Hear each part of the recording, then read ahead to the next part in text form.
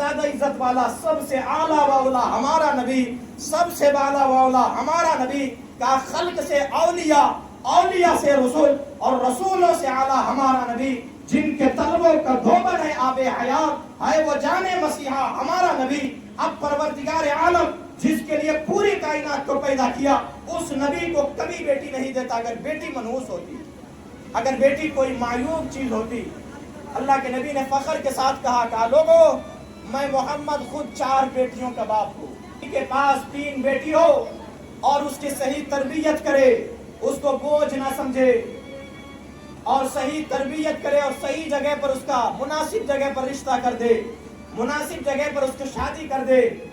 تو اللہ کے نبی صلی اللہ علیہ وسلم نے ارشاد فرمایا کہ پروردگار عالم کل قیامت کے دن اس والدین کو جنت عطا فرمائے گا، جنت میں داخل کرے گا۔ اب ایک صحابی رسول کھڑے ہو گئے،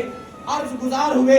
فداک و امی کا یا رسول اللہ، یا رسول اللہ علیہ الصلوۃ والسلام، آپ کے قدموں پر میری ماں باپ قربان ہو۔ یا رسول اللہ بتائیں، اگر کسی کے پاس 3 بیٹی نہیں 2 بیٹی ہو اور اس کی صحیح تربیت کرے، صحیح تعلیم دے اور مناسب جگہ پر رشتہ کر دے، ان کے لیے آپ کا کیا فرمان ہے؟ میرے نبی ارشاد فرماتے ہیں اللہ اسے بھی جنت عطا فرمائے گا۔ پھر ایک صحابی رسول کھڑے ہو گئے اور عرض گزار ہوئے، فریاد کیے، عرض کیے، فداک و امی کا یا رسول اللہ، یا رسول اللہ علیہ الصلوۃ والسلام، آپ کے قدموں پر میری ماں باپ قربان ہو۔ یا رسول اللہ اگر کسی کے پاس 1 بیٹی ہو، ان کے لیے کیا فرمان ہے، ان کے لیے کیا ارشادات ہے؟ اللہ کے نبی نے ارشاد فرمایا اگر 1 بیٹی ہو اور اس کی صحیح تربیت کرے، صحیح دین سکھائے، صحیح اخلاق سکھائے اور مناسب جگہ پر رشتہ کر دے، پروردگار اسے بھی جنت عطا فرمائے گا۔ ایک صحابی رسول پھر کھڑے ہو گئے اور کہا یا رسول اللہ جس کے پاس 3 ہے